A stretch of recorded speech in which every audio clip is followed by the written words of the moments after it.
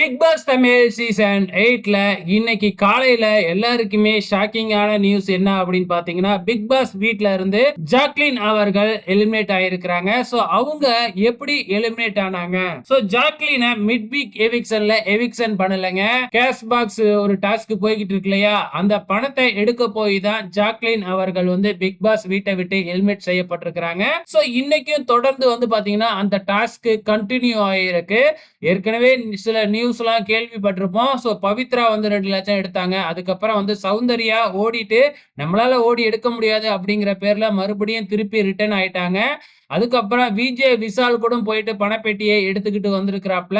So இப்ப big pass வீட்ல வந்து பார்த்தீங்கன்னா, பணப்பெட்டியை எடுக்க போகாத ஒரே ஆள் யாரு அப்படின்னு பார்த்தீங்கன்னா, ஜாக்லின் தான்.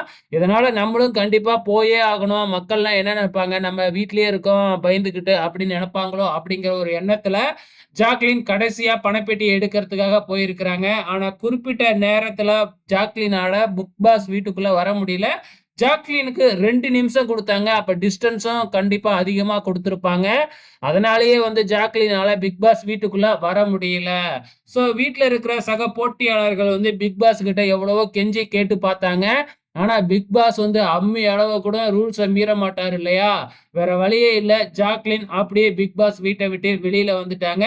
சோ இந்த சீசன்ல ஜாக்லின் வந்து அனைத்து வாரமும் நாமினேட் ஆயிருந்தாங்க. இது வந்து இந்திய லெவல்ல ஒரு ரெக்கார்ட் பிரேக் தாங்க. அது மட்டும் இல்ல, செல்ஃப் எவிக்ஷன் தான் ஆயிருக்கிறாங்க ஜாக்லின். மக்களால ஜாக்லின எலிமினேட் செய்யப்படல அப்படிங்கிறது தான் ஒரு சந்தோஷமான விஷயம். உங்களோட கருத்துக்கள மறக்காம இந்த வீடியோ கீழ கமெண்ட் பண்ணுங்க.